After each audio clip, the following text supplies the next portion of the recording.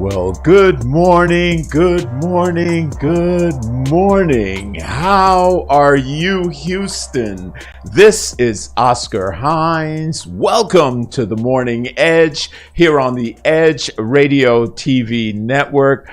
This is Dearly Disenfranchised with our awesome and wonderful host, Miss Nicole Gray, Esquire. How are you? Good morning. I am doing absolutely wonderful this morning. Oh.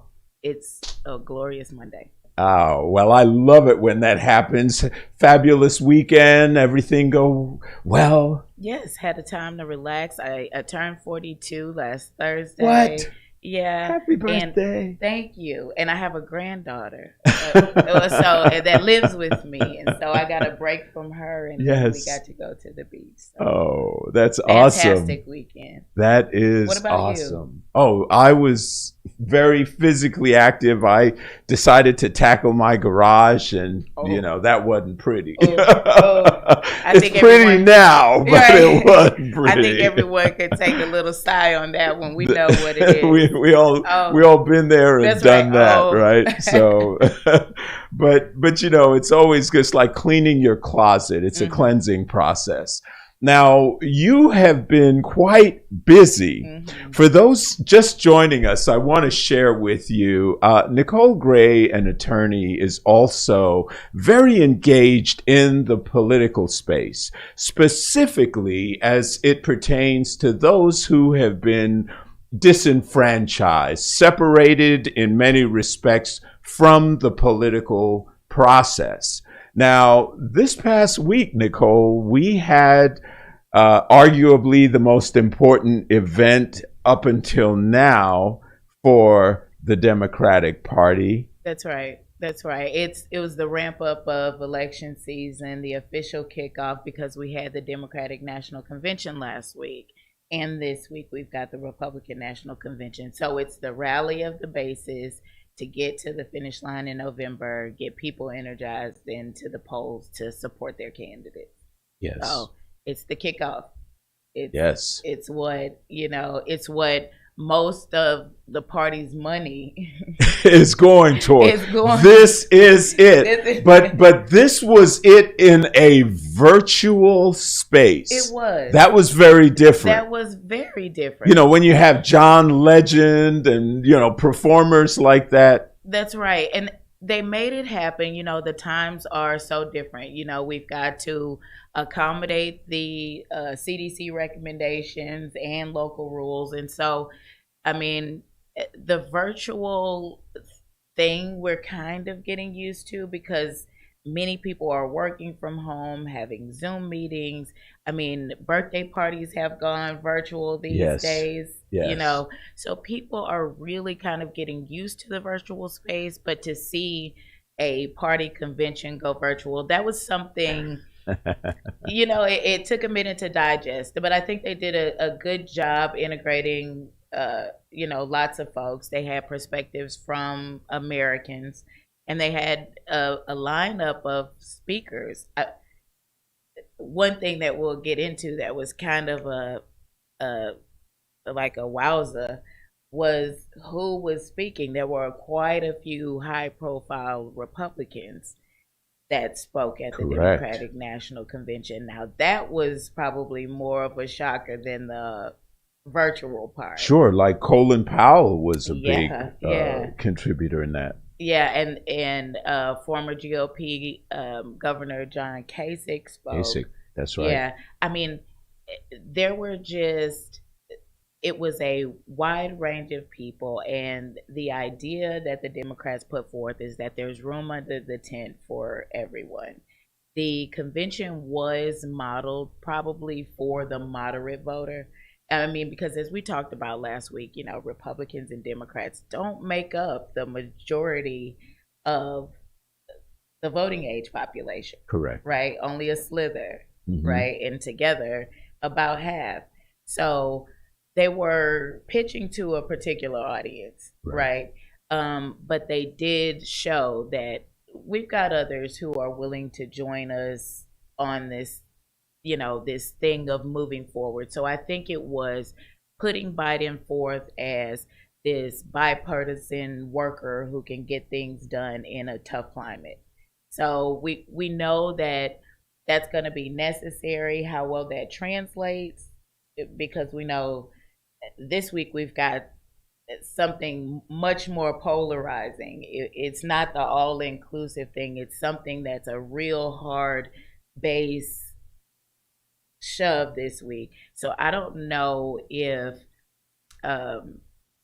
Biden's moderate, we work together thing will be successful, but we'll soon see. We'll see how the polls start shaping up, and after this week's convention with the Republicans, we'll have a better idea. So let me ask you, I had a show last week with a friend of mine, Ross Munaj. He is a Republican. And I had a couple of younger men on as well. They were in their mid-20s. And through that conversation, one of the statements that emerged, and apparently it was in both generations, that there are a lot of people that are closet voters for Trump. They won't admit it. They won't say, I'm a Trumpster. But they're saying, wait a minute, the economy was good, my job was flowing, we didn't have the issues. So to some degree, they were liking the tax cuts, all that stuff. So it's always the incumbent's job to lose. I mean, and that's where we start in politics. It's the incumbent's job to lose. So it's really, Trump's in office, it was always his job to lose. And the newcomer's job to try to grasp. What we have here is those things have been usurped. The things that were going good in Trump's favor by this pandemic and the lack of attention. I mean, basically nationally, we never really had any national attention to the matter, and now we're coming up with back to school time where the kids are at home. It's funny because one of Trump's commercials, it shows all of this destruction and talks about how cities will be on fire and people will be out of work in Biden's America. And I'm looking around. And if it's not the pot calling the kettle black. I'm going, wait a minute. This right here is Trump's America. And it looks like folks are out of work in record numbers. Right. This pandemic has just blown up, here. And it doesn't seem any slowdown anytime soon because we've not given any concerted effort, So, I mean, I think wings of the same bird, from someone like me who kind of sits in the same position as the disenfranchised, except I do go to the polls. I go there maybe a little more jaded, or a little more wide-eyed, jaded of the process, but more wide-eyed of what the goal is in the meantime, getting the numbers up so that we have skin in the game, right, to be able to stand up against the corporate interests because they're pretty large. One thing that wasn't at the convention last week, and it kind of went under the radar, was one of Biden's confidants who is going to lead his transition team into the White House should he win. He came out and did an interview for the Wall Street Journal last week and basically said that, okay, even though Biden has pledged all of these trillions of dollars to buy American goods, to invest in clean energy, what the advisor said was in 2021, there won't be much money to spend because the pantries are going to be bare and we're going to have to deal with Trump's deficits.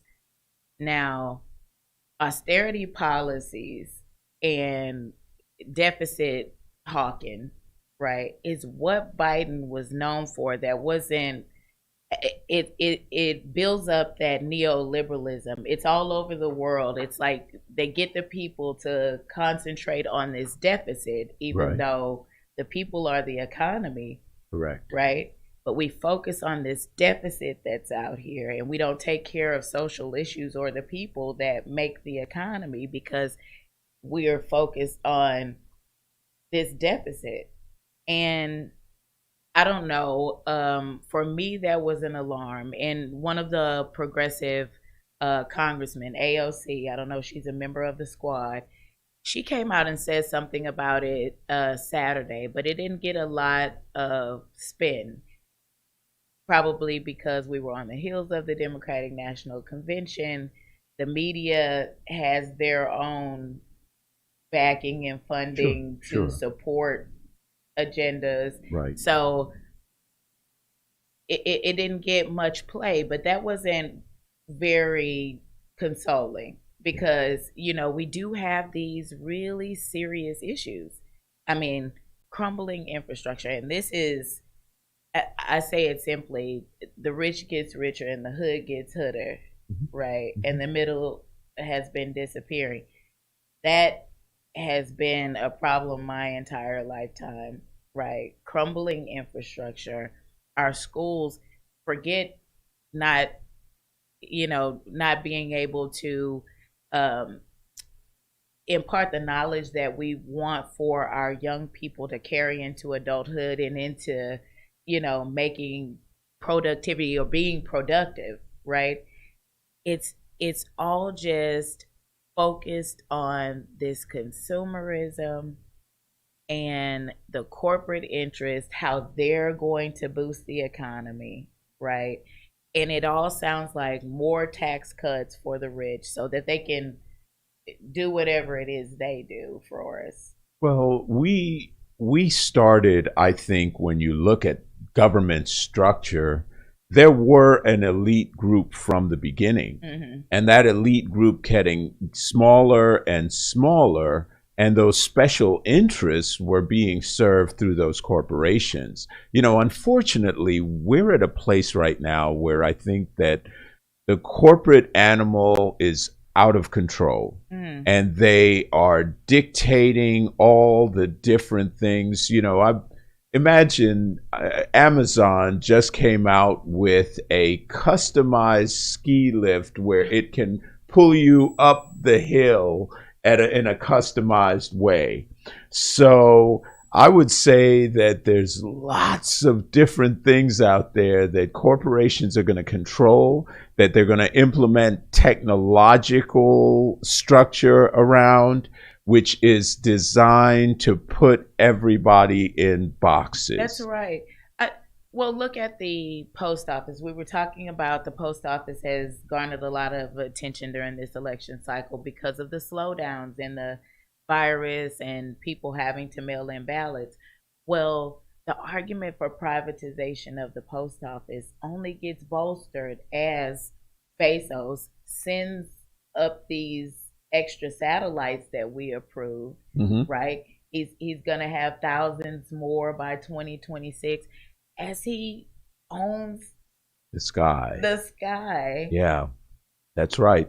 Because essentially what will happen when those network of satellites are in place, those are communication systems, which means that now you have drones that can move around. And that's why 4K was so important for the infrastructure. And so the idea now is that you have an automated society that continues to disenfranchise those individuals that are in the labor force that used to be truck drivers and delivery service and packers and all of that. I saw that you mentioned that. I saw an automated truck that they were testing out. Yes. Let me get off the road before then. You know, thank goodness I've been spending more time at home. That's terrifying. Yeah. That's terrifying. I mean, because we know my computer sometimes will hang up on a reboot, right? I don't want a semi-truck being controlled. So they've been, for better than a decade, maybe two, there's been automated cars, particularly in California. So they've now gotten it down to what they consider a science. It is so reliable Now, Uber is already in that game. Uber is implementing within the next couple of years a release of these automated cars. Eventually, there will be no Uber drivers. There'll be bots all over the street. They'll drive exactly the speed limit, and they will slow traffic down. You know, this morning I was going through a slalom course. Let me tell you, I'm a driver from New York. I know how to cut through traffic like a hot knife through butter. I study the psychology of getting through traffic. And from my perspective, I see people getting jammed up by those things. I don't know about the danger factor because like today, you could be driving your car. It has those automatic brakes. You know, it stops and sensors around you, move you out of the way. It's pretty sophisticated. Well, one thing about that, and I have been keeping up, just not as much. So you shared some knowledge with me. But the AI, right, when they were first talking about this, not recognizing Black people, I'm going to need it to work. All right, wait, what, wait. What do you mean the AI doesn't recognize Black people? Well, there was an initial problem with the recognition of Black people. Okay. So we still look alike to a computer. I just want the computer to see me if I'm on the road. Get out of town. I want the computer to recognize I am me sorry, as a person. they all still look alike. That is too funny. All right, so they got this corrected? I'll have to get back to you because I got to look this up. Because you made me remember what sparked my interest in it at first, and that was what caught my eye because I was like, oh my goodness. But it's something else to contend with. Well, if you're not going to recognize someone, and I'm not being racist, this is a general observation. A lot of a person's identity is around their eyes, obviously, and around the nose.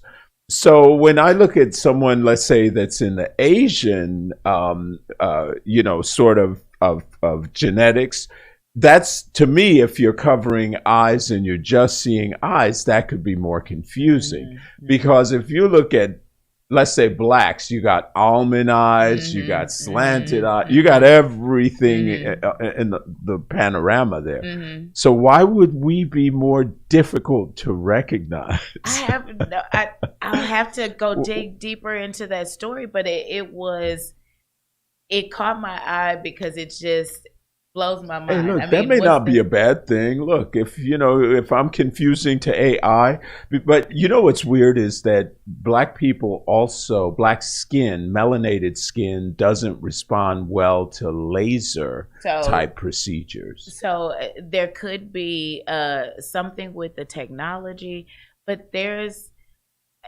just a frightening part of that. I mean, and this is another story, kind of goes down the rabbit trail, but it's a young man, and I can't remember exactly where he was. I'll get that, but he was arrested in his front lawn for committing a crime that or being accused of committing a crime, a robbery.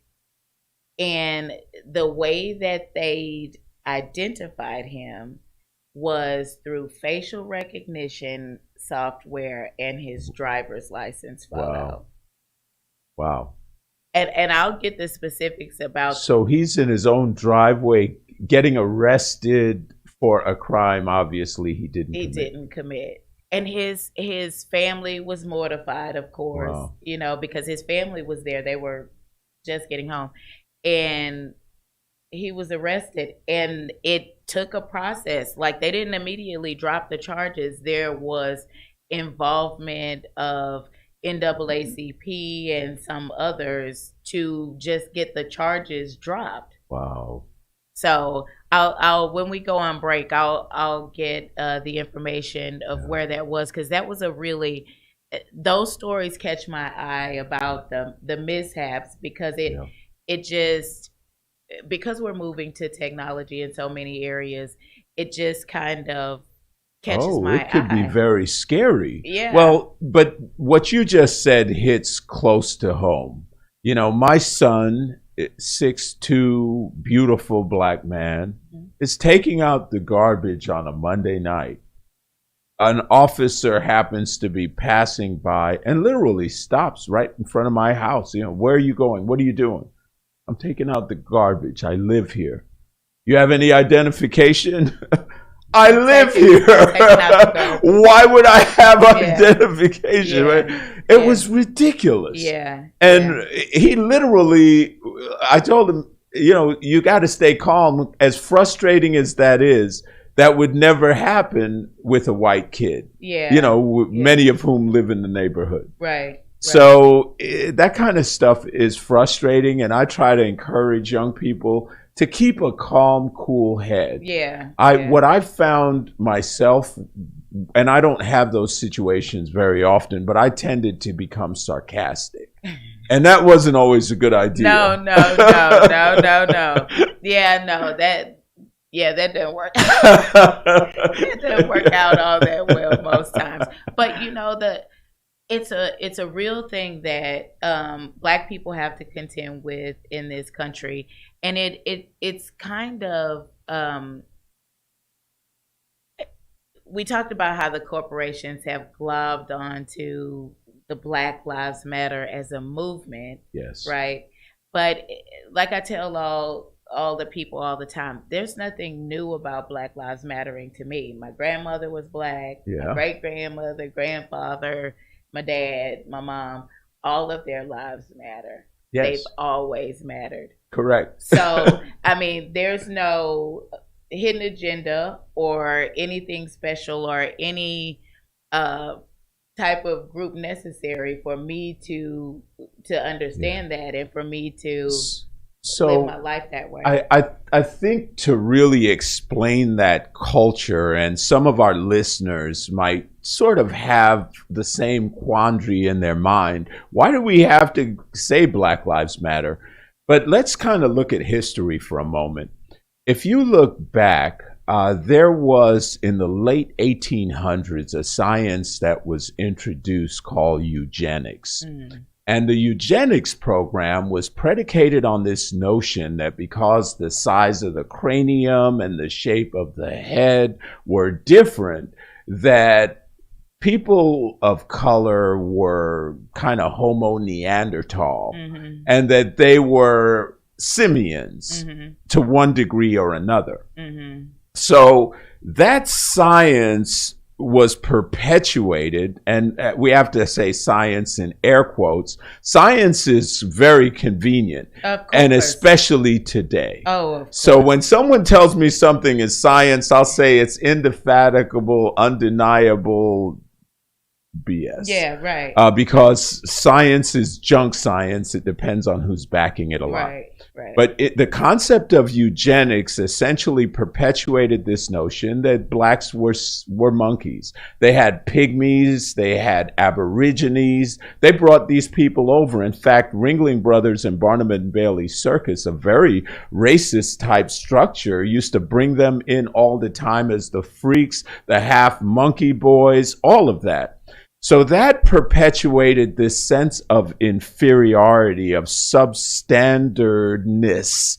And unfortunately, that has continued right down to our modern day. So that if you shoot a black man in the back because he's running away from you, you got him. Yeah. But you sure won't shoot someone's son who's running down the street. We're going to let him get away. Why? Because we got his driver's license right here. We can just go ahead and issue a warrant. Yeah. But that's not how they think when it comes to black men. It's not. And there was another incident this weekend in Wisconsin where young man getting in the car with his sons after breaking up a fight with two young ladies, shot in the back. Oh my gosh. Entering by who? Car. The police officers? You got to be kidding me. I mean, it's like you turn on the news and you see instance after instance after instance, because it's like what you said. There is a dehumanizing, quality about the propaganda that we are constantly fed. I in talking about kind of that studies can show anything message. There was one thing, talking about the DNC and Joe Biden when he was here in Houston, right? There is, and a lot of our disenfranchised are disenfranchised by the systems that are in place that Yes. don't necessarily take care of needs, but just fit into this structure where they can continue to compete and add more fat, right?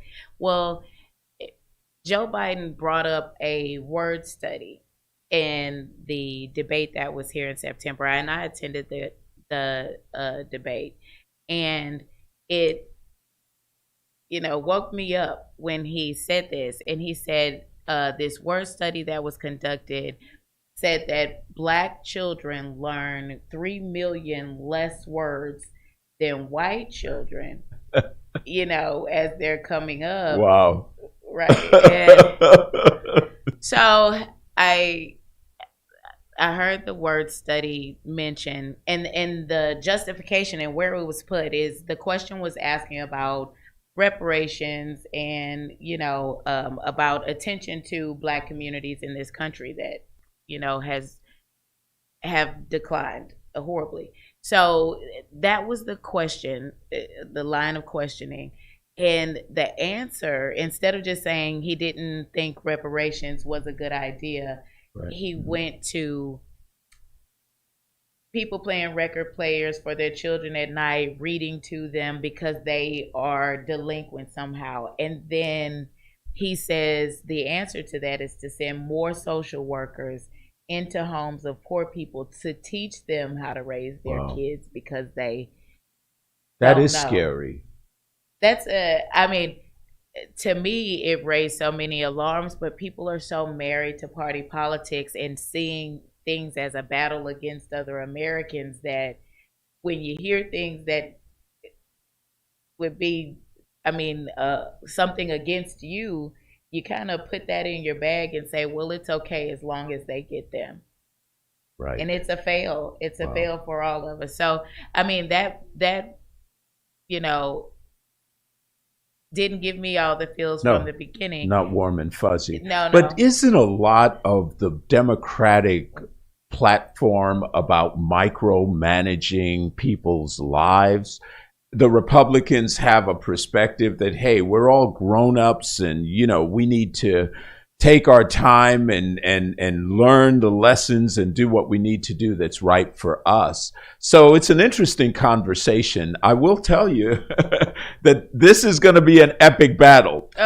So folks, you are listening to Edge Radio Network here at Midtown Live. We will soon be having some live programs that we would love to have you come in as a live studio audience. This is the wonderful Miss Nicole Gray. She has done political commentary for quite a bit longer than I have, but I'm certainly enjoying the conversation. We're going to take a break. When we come back, we're going to continue, and then at the bottom of the hour, we're going to have a special guest and a one-on-one interview. So we look forward to that. So don't go anywhere, folks. You're listening to the Edge Radio TV Network.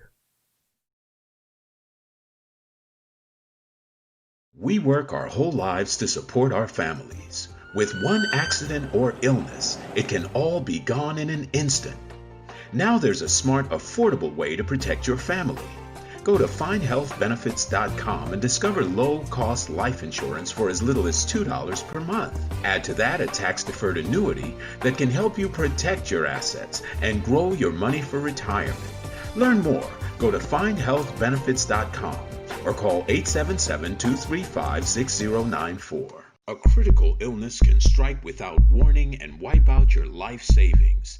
In fact, it's the #1 reason for bankruptcy. Find Health Benefits offers an affordable solution. Get up to $50,000 if you get cancer, stroke, or a heart attack, giving you the peace of mind to focus on getting better while the plan helps you to pay your bills and medical expenses. Learn more. Go to findhealthbenefits.com or call 877-235-6094. 66% of seniors spend more time shopping for cable TV than Medicare plans. Most say because it's just too confusing. Laws change every year. The wrong plan could cost you thousands and prevent you from seeing the doctors you want.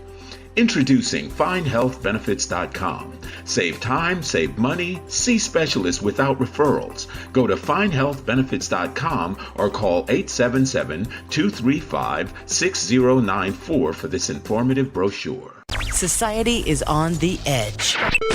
Let's bring them back. Edge Radio, because truth still matters.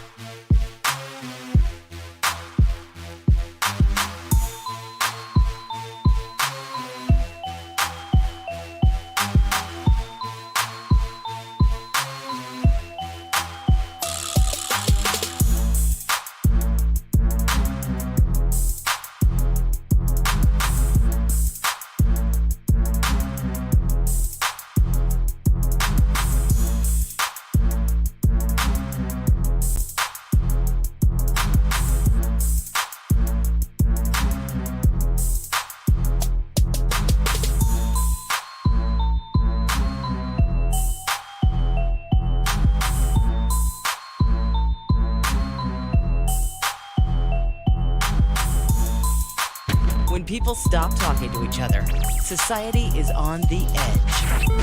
Let's bring them back. Edge Radio, because truth still matters.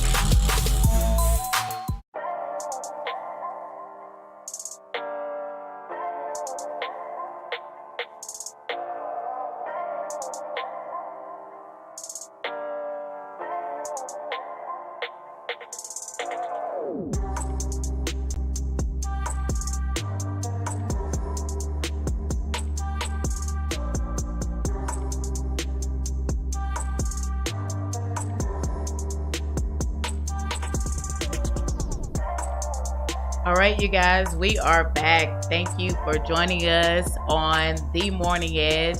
Dearly Disenfranchised every Monday morning, 8:30 to 10 a.m. You are in the right place. And we're just talking about the wrap up of the DNC and what we can expect this week with the Republican National Convention. Yes. Which kicks off tonight. Yes. So it's all about Trump. The Republican Party has decided not to update its party platform. They are going with the same one that they had in 2016, although it is a little absurd because it talks about how the president is divisive and, countries don't fear us. But they're talking about President Obama, in 2016. So 4 years ago, before I took office, it was that guy. But it just still says the president, and it says this administration, and it just that they wouldn't at least update that part. But they released something. The RNC released something this weekend saying that they didn't release anything because they've had to change their venues and change everything due to COVID. Mm-hmm. And they're 100% behind President Trump and all that he stands for and does. So it really is a Trump convention this week because he'll be speaking every night. Day. Yeah. And he'll do his acceptance speech on Thursday from the South Lawn, which is unprecedented, party acceptance speeches from the White House. I mean, it's never been done. Yeah. No, I mean, and you're talking from a perspective of the disenfranchised or the disinterested, in the party politics. And, you kind of get the stank face and go, really? So the Republicans are pursuing a strategy where they say, okay, we got Florida. Florida is huge. We got Texas. Texas is huge. Now we just got to get some of those swing states, Pennsylvania or Michigan. So they're going after the same exact strategy that they did before. That's right. I mean, because they know that the president could lose by up to 5 million in the popular vote and still win through the electoral wins. Right. Right. And, that's the part about our political system. Another disenfranchiser. People, they're going, well, why do I need to go to the polls if the electoral college is who selects the president? I mean, and there are some candidates have talked about making changes to that process, but there's hardly ever any backing because remember, even though they have different ideologies, and they present different ideologies, there's still this underlying neoliberal framework that they're working under. So they've got these corporate interests and these corporate guys who are just saying, no, we're keeping the people right about here. Right. Right. And we're going to run all of this up here. We're going to do all of the interactions with the world. This is our ticket. We're your ticket to world play. Yeah. And that's, I mean, no matter what party you're going for. I guess the challenge, and what you're saying is exactly right, but the challenge is that it's so insidious that it's in every part of the world. It is not an American problem. Absolutely not. And in fact, it's far more brazen in other parts of the world. Right. Because they're unapologetic. They act with impunity. That's they right. say, here's your money, shut up and sit over there. Now, this is what the rest of you are going to do for us. That's right. And they are promoting that consumerism. And of course, what China has done that I think is ingenious is they have inculcated their people as worker ants. Yeah. If you look at the Industrial Revolution, it's exactly what formal education did for the American people. It sat them in rows, it rang a bell at this time and a bell at that time. It didn't teach them about economics. It didn't teach them about entrepreneurship. What it taught them is to sit down, learn the system, and follow instructions. And we've been screwed, blued, and tattooed ever since. That's right. No, you're absolutely right. I mean, because if you look at either party's platform and looking at the RNC's platform, because that's where we are this week, you were saying their party seems to stand for states' rights and individuals, working their way to the top and exercising their rights freely and really giving some full faith and credit to self-governing. But in reality, right, like I was saying, the commercials about this is going to be Biden's America, but reality, I'm living in Trump's America. Right. The reality is like what went on in Portland, right? Oregon could not save its citizens from that type of tyranny. We had federal officers unbadged, unnamed, in unmarked cars. Yes. That was Gestapo stuff. Was it not? Yeah. Grabbing folks up off the street. Mm-hmm. Now, states' rights didn't mean a whole hill of beans there. That's correct. Right? Because Oregon tried. Went to court, right, to get a restraining order. And it wasn't to make them leave. It was to make them give notice, something that we require of all of our law enforcement, right? Right. Make them have probable cause for arrests, right? And that's part of our system of due process and justice. Correct. And so there's this thing that we've got ideology versus reality all the time. And the space that we live in as people that are a little detached, you kind of just sit back and go, you watch the ball go back and forth and you're going, what game is any of these people playing? Because I'm living something totally different. Yes. You know? Yes. But one focus of the Republican National Convention this week, and it's a contrast from last week's DNC, is this convention will be focused on being more upbeat, more hopeful. Last week's convention was more of an indictment, right? It was more about what's going on wrong here. Um, why do we need to coalesce around these issues? And it was a highlight of the problems. This week, we're going to have a little different spin. We're going to throw our glasses on tonight. We're going to talk about the land of promise.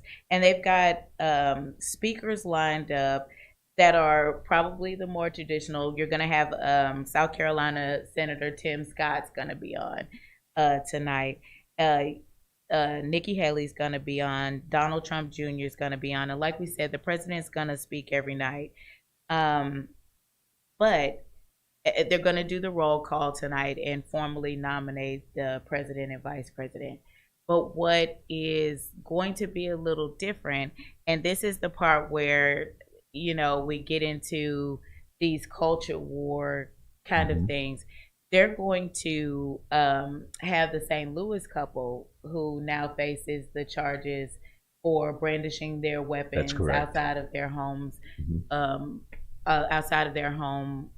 Yes, and then also the young lady that was freed, that Kim Kardashian helped she's in encourage. The speaking She'll lineup. be there. She is in the speaking lineup, and also the kid who graduated. Oh, I don't know if he graduated, but he's a high school student, Covington High School student, where he got a judgment from media sources and their portrayal of his confrontation. And I don't think that it was a confrontation. I think that as the facts kind of wash out, there was a Native American standing in front of a high school student. Oh, right. I and remember the picture that. Yes. and the reports were rather insightful because it made it seem as the two were in a confrontation when reality...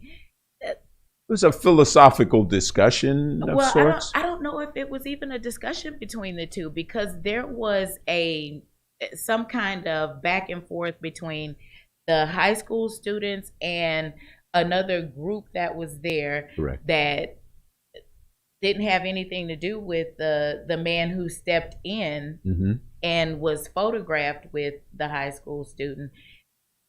He was just stepping in to lower the tensions between. Right. He was diffusing the situation. But it was clever marketing. It positioned a conversation. I think to some degree, a lot of people forget how much theatrics is really involved in this process. Absolutely. And there's a manipulation in media where, you have lies of commission, but certainly lies of omission. And depending on which network you're watching, it can be radically different what you're hearing. And it can also be distractions like, hey, look at the little birdie over here. It's like, wait a minute, there's a major deal going on right here. Well, take, for instance, the things that happened this past week. So you've got Joe Biden's acceptance speech. And remember, I told you about the Wall Street Journal. You've got his advisor talking about austerity policies. Yeah. And that is not what he was talking about on Thursday, right? But you don't get CNN or any of those guys who are really watchdogs for him and wanting to pick up every little soundbite that he throws out. That wasn't covered. Yeah. Well, likewise, if you look on the other networks, and I can't watch One American Network that much. I mean, Fox News I watch. One America Network, I've got to have wine. You got to stay calm during this whole process.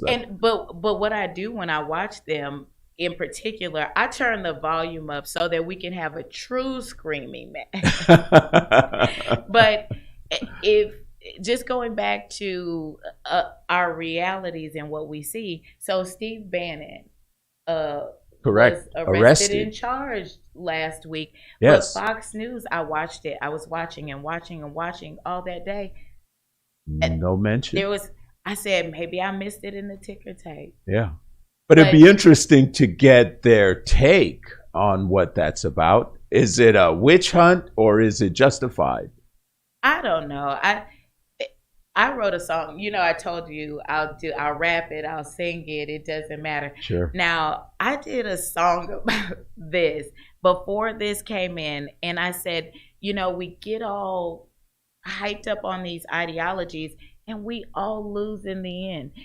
Steve Bannon raised a bunch of money from private citizens to build a couple miles of the wall, right? Yes. And then from there, we were all pitched to buy the second half to the tune that we took money from our military budget. So it's like,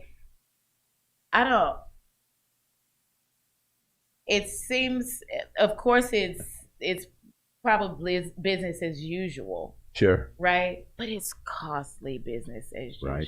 Yeah. You know? Yeah. I mean, and here we go again with the austerity policies that, you know, both pitch, right? Because there's always this mind of looking for the deficit, but when economy just means the exchange of goods or services for value, and we could both be totally enriched and never change any money and never go to a store. Yes. Right?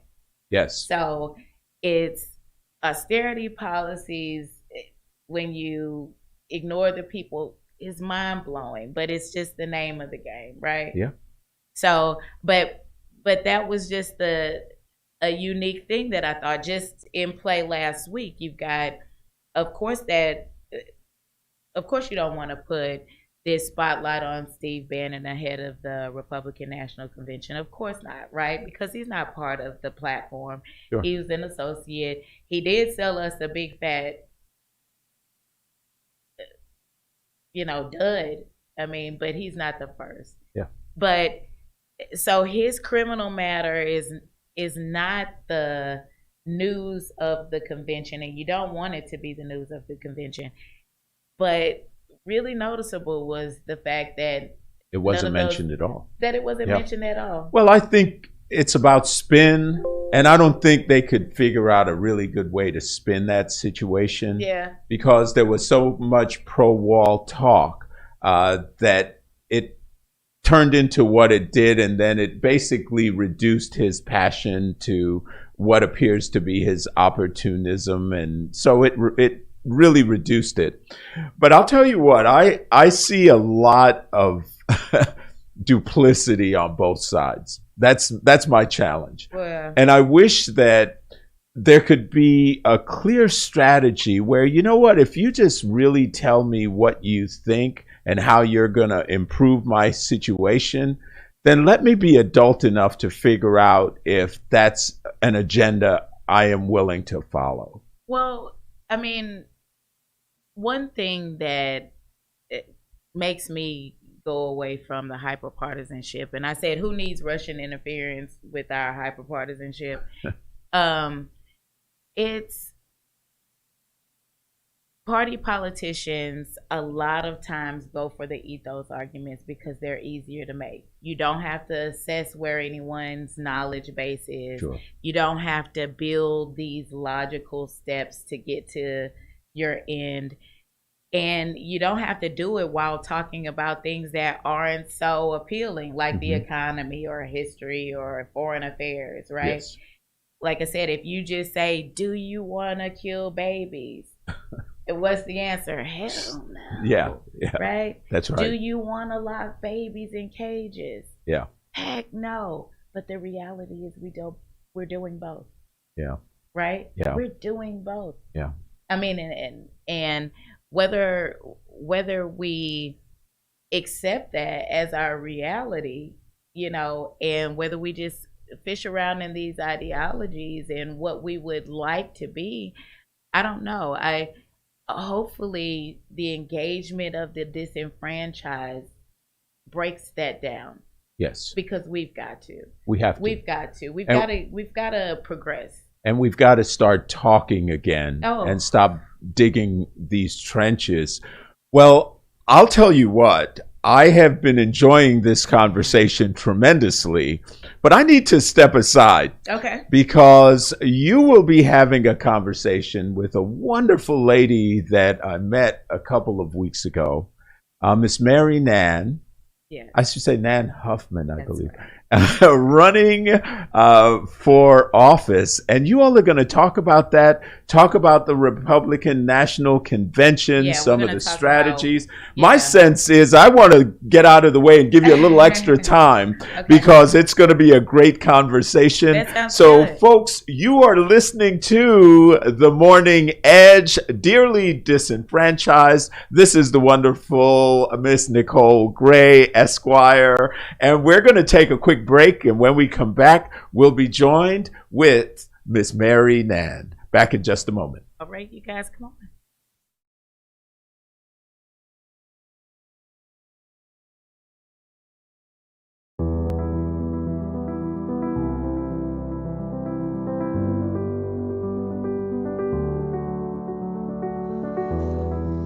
Between the ages of 0 and 5, a child's mind is very impressionable. Researchers call it the theta brainwave. This low frequency is the state of consciousness between the conscious and subconscious worlds. In this state, the mind is capable of deep and profound learning, healing, and growth. There is a subconscious loop that's created during these early years. Who you believe you are has been downloaded based on experiences that you have had. A bad experience could create fears and limitations.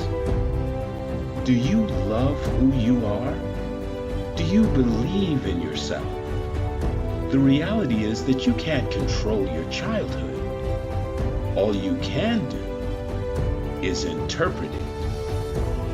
You can choose to see your good and your value. Try this experiment. Project forward. See yourself at 80 years old. Now you have lived a lifetime. What advice would you have for your younger self? What risks would you have taken? What relationships would you have avoided? Did you celebrate life? Did you allow yourself to feel, to be present? Your 80-year-old self would tell you to not live in fear, to have faith that things will work out, that all you have to do is persist until you succeed. Your 80-year-old self would tell you to stay healthy, to take care of your body. And it would ultimately tell you to share your gifts with the world.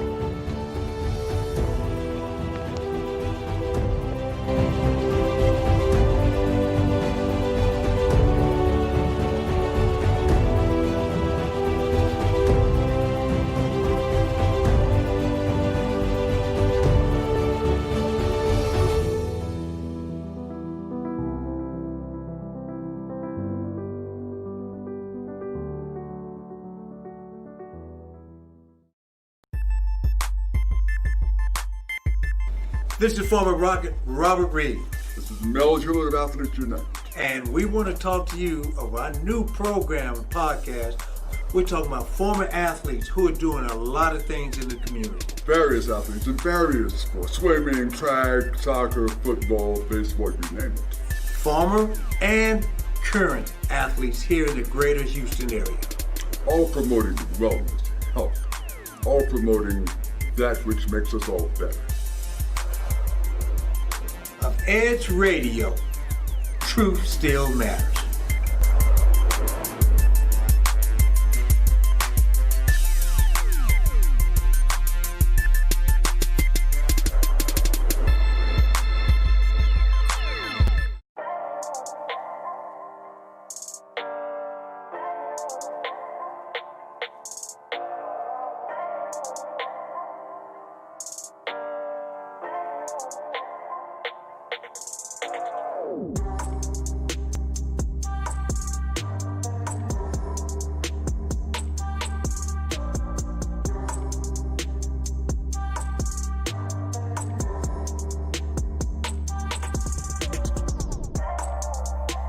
Welcome back, you guys, to Dearly Disenfranchised on the Morning Edge. Every Monday, 8:30 to 10 o'clock, we have a really special guest for our last segment, Miss Mary Nan Huffman for Harris County District Attorney.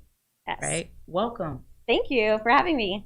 Well, you were so gracious to join us. I reached out and you got back with me right away. And that's really refreshing because for regular people, when we think about politics, we're far removed, right? But if you can reach out and get a response, that makes you feel connected. So I really appreciate how swift your office was in getting back with us. Oh, so welcome.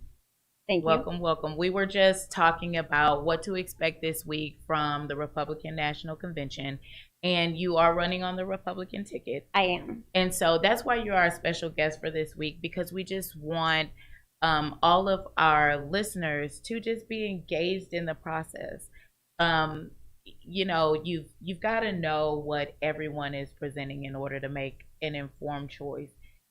Riding waves of any kind is really kind of terrifying, if you ask me, right?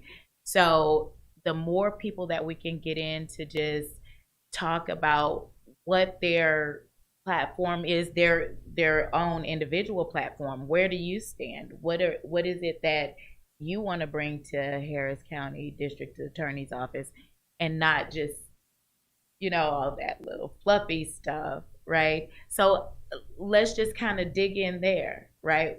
What brought you to running for District Attorney in Harris County? Well, I'm Mary Nan Huffman. I'm running for Harris County District Attorney because everybody deserves to live in a safe place.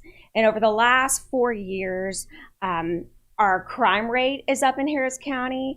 Our murders have doubled. Our domestic violence cases are up 36%. Our violent crimes are up 17%. And, you know, I never wanted to run for public office. I'm a mom and I have 2 boys and I want them to grow up in a safe place. And so that's when I kind of started thinking about the idea. I was a prosecutor for 10 years. When I left the DA's office, I was the chief of child exploitation, internet crimes against children, child human trafficking. Working those cases were kind of my passion. Currently, I'm an attorney for the Houston Police Officers Union. And you know, Montgomery County is just right north of Harris County. Okay. But in Montgomery County, law enforcement is excited to bring their cases to the DA's office, and we collaborate. And it was great working with law enforcement there. Now, I knew it wasn't going to be quite the same working with HPD in Harris County, but I didn't really realize how bad morale was until I started working for the police department. I go out on a lot of scenes, and you have these guys that are on bond for 3 different aggravated robberies, then carjacking a mom who's in the drive-thru trying to get her kids dinner. And the police officers are like, well, you know, we caught him again, but the DA's office isn't going to do anything about it. And so that's when I started thinking about, well, you know, maybe there's something that I can do. I also think, you know, we're not giving criminals enough credit. One of the last cases I worked in Montgomery County, there was a mom who she was going to put her 2-year-old daughter on a Greyhound bus from Houston to Conroe and sell her for $1,200 for about 2 hours of sex with this man. Well, the man ended up being one of the undercover officers that I was working with. And so we had surveillance set up in downtown Houston. We had surveillance up in Conroe. But before she put that little girl on the bus, she said, hey, you think we should just stay in Harris County? Because that DA up there, he doesn't like people like us. And for me, that was pretty eye-opening because this wasn't the crime that bothered her. It was the jurisdiction. You know, she knew that if she stayed in Harris County and got caught, she wouldn't get in any trouble. And I'm thinking, no, but this is where I live. This is where my kids are. You know, I want you to go somewhere else to commit your crimes. And Harris County's headed in a bad direction. Well, I mean, and what you're saying with those statistics that you presented, I mean, that's awful. It makes you just go, wow, of course I don't want my kids to grow up in a place that's so crime ridden. But our reality, you know, and when we see things, I and of course child trafficking and all of that happens in the dark, and criminals are going to be criminals and find their way to do criminal things. But it's just when we see this reality, how do you get people to know that those statistics exist? Because I don't fear leaving out of my home, just to be honest. When I go out, I mean, I know that crime exists, but my neighborhood isn't, just jumping with criminals. And the rate there isn't really high. And I go to my friend's house, I go to my parents' house, and I don't feel, in bondage thinking about what criminals are doing. But how do you bring that to people's attention that this is really what's going on? Well, I think that you're then extremely really lucky, because I feel like a lot of people in Harris County, I mean, if you lived here for any amount of time, you have been a victim of a violent crime. Oh, 42 years, never been a victim of a violent crime, thank God. That's amazing. I mean, that really is. I've been in Harris County now for 12 years. I've lived in 2 different houses. I've been broken into 3 different times. And every time it happens, you feel violated. And you want to go somewhere else. You want to go somewhere that you can be safe. And so you are very lucky that nothing like that's ever happened to you. But I think the general public has seen crime get progressively worse over the last 4 years since Kim Ogg took office. Well, I hope so, because I don't know. I hope so, and I hope my audience, and they can chime in, and I hope that that's something that people can see, because honestly, hearing the statistics, I didn't know that, and I try to stay in tune, but because that wasn't on my radar, because I've been blessed to not, be a victim of a violent crime, and I'm sure if I were, that would be more on my radar. Absolutely. But it's just, I'm glad that you explained those statistics, because it really does drive home what the needs are here. Now, there is one thing that had caught my attention about Kim Ogg's DA's office that I do like, that I wanted to ask you about, and this is diversion programs, right? They've got the diversion programs, and they're working with HPD and Harris County Sheriff's Office, and I think those are good for making sure that the mentally ill are not met by HPD if they're not able to handle those things, and they don't go to jail if they need to go to treatment. Right? Absolutely.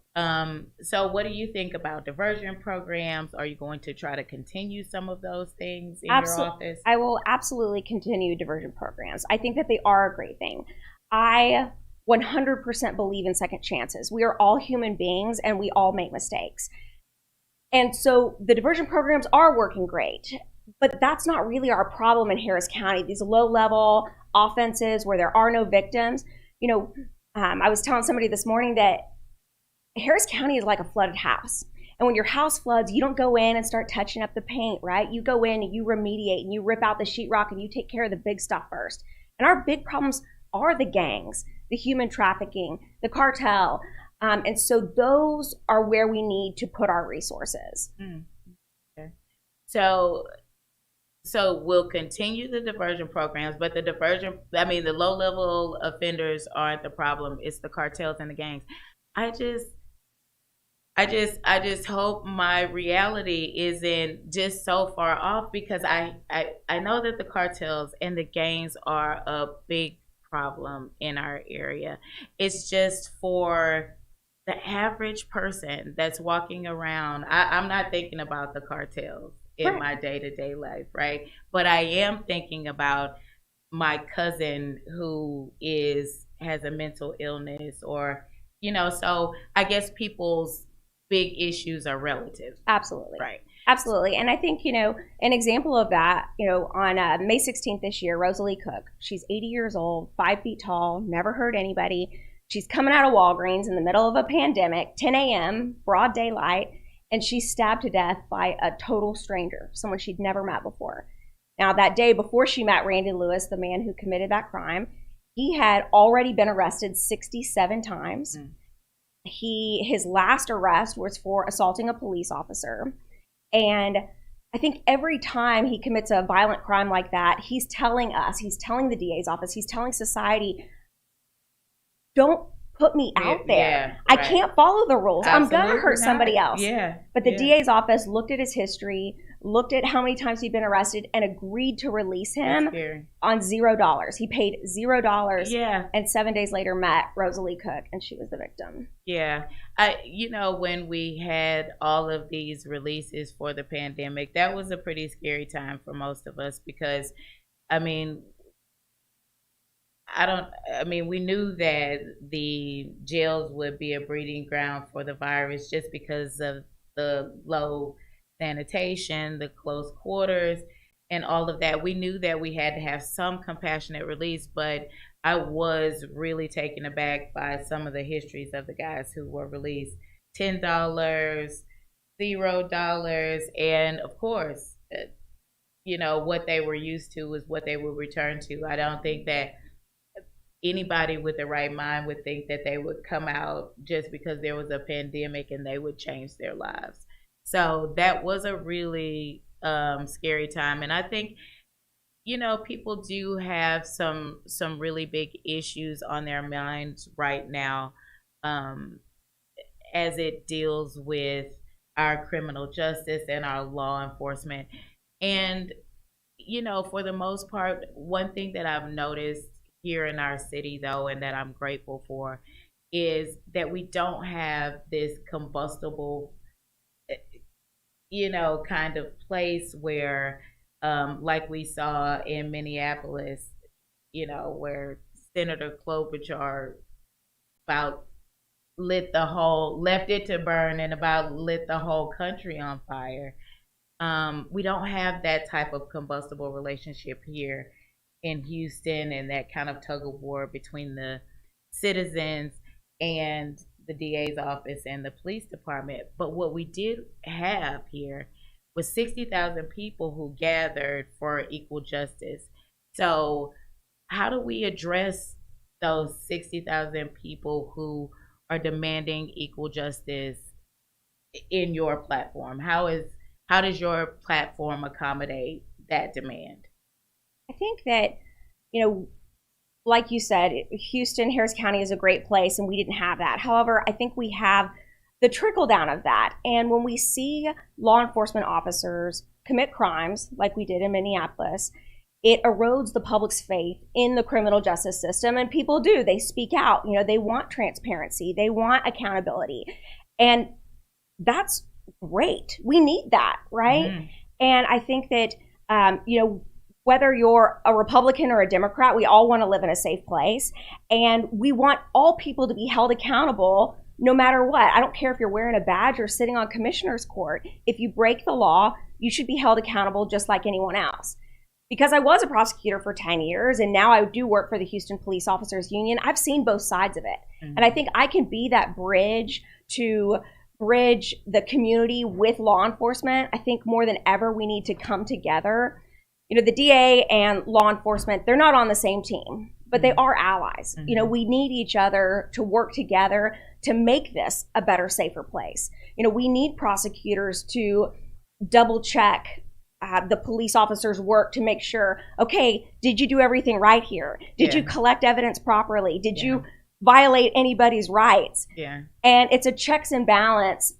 And when you do see something wrong, that's a teaching moment. Most of these police officers that I've worked with, nobody becomes a police officer because they want to wear a body cam 24/7 or, they want to be shot at or they want to miss every anniversary and every birthday with their family.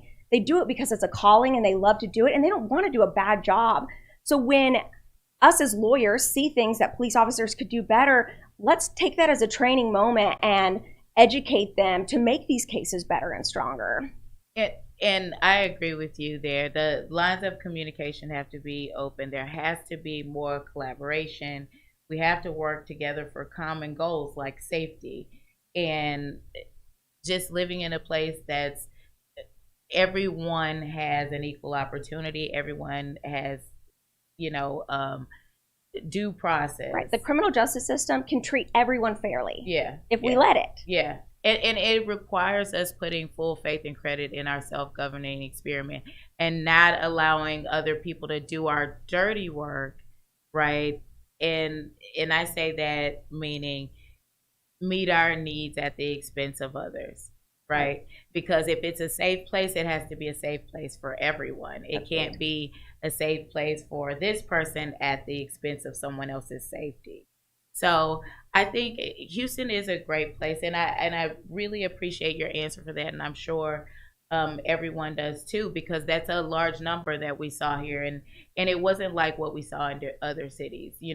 Other cities we saw eruptions, and I'm sure it has a lot to do with the relationship that exists in those in those places between the citizens and their police departments and their DA's office, because Minneapolis was woo, woo,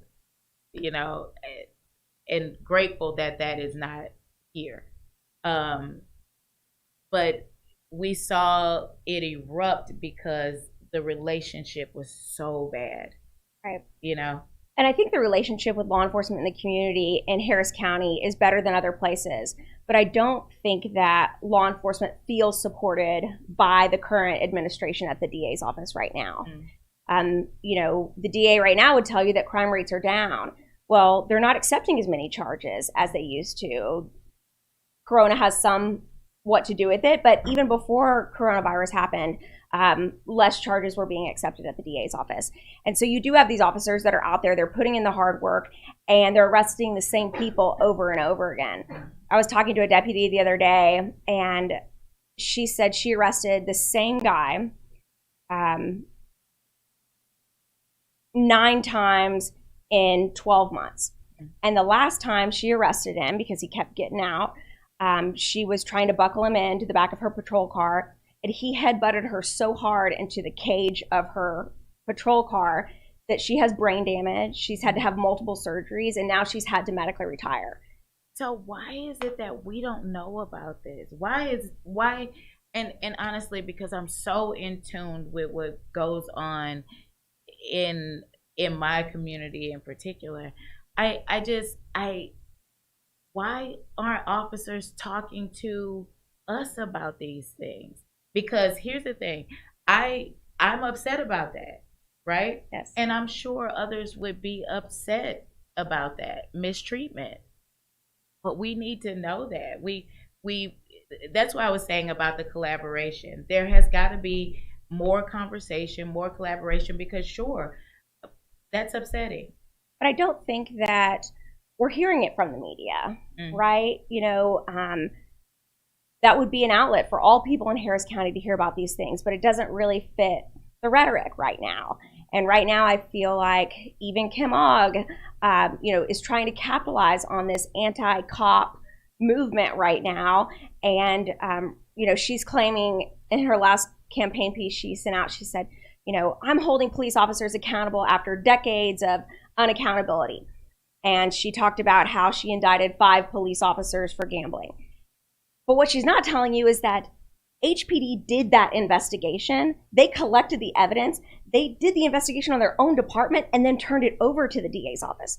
So it's not like something that she uncovered or that she has this investigative team exposing. These police agencies are doing the right thing. They're doing these investigations when it's necessary, and then they're turning it over to the DA's office to be prosecuted. So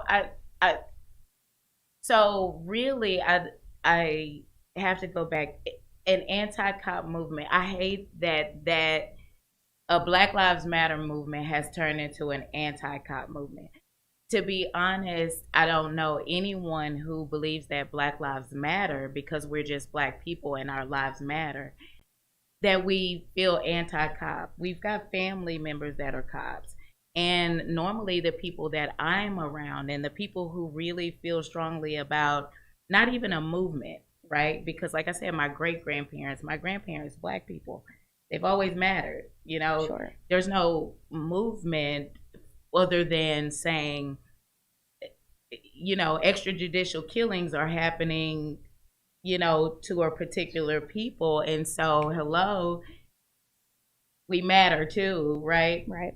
But this notion that there is an anti-cop movement when accountability in police forces should just be a thing. Yes, it should just be a thing. Extrajudicial killing should not be a thing, right? Because we've got due process, right? So it's like an anti-cop movement. I hate that that's the way that it's framed, or that it's even the way that it's thought of, because it's just extrajudicial killing should not happen. Right? Yes. Black lives, white lives, Asian lives, all lives, extrajudicial killing should not happen. Due process should happen for everyone, right? So is how that is anti-cop, I don't get it. I never really understood that. And we're getting into the weeds, and I don't want to get into the weeds because that's not what you're here for. You're here to talk about your campaign, which you've done so beautifully, and you've brought to bear what we need to be considering when we're thinking about our DA's office and our safety going forward. So just before we end, I want to just kind of bring back the rally a little bit, because we know that party politics does rule our days, right? And even though many are disengaged, that is just the way things go, you know. So this week we've got the Republican National Convention, right? We've got President Trump speaking every night. We've got the roll call that's happening tonight. And I mentioned in our first segment that it's a bit of a departure from last week, which was more of an indictment, more of what's going on, what's wrong, what's not been happening. I'm just going to look doom and gloom last week. It was a bit of doom and gloom, but we are in some trying times, so I could understand some of the sentiments, but everything is for parties' sakes, right? Yes. To rally the bases but that's the great thing about the DA's office position. It isn't Republican or Democrat. Right. Public safety should be the one thing the government provides for its people. And it doesn't matter if we have these beautiful churches or parks. Nobody wants to go there if they don't feel safe. Like I said, I've had 2 different houses broken into 3 different times. And not once did they ask me who I voted for before they robbed me. But and the thing about it is we've got 2 hurricanes barreling our way. And when we're going to save our properties and our neighbors, we're not asking any of these silly questions. Right. No one ever cares.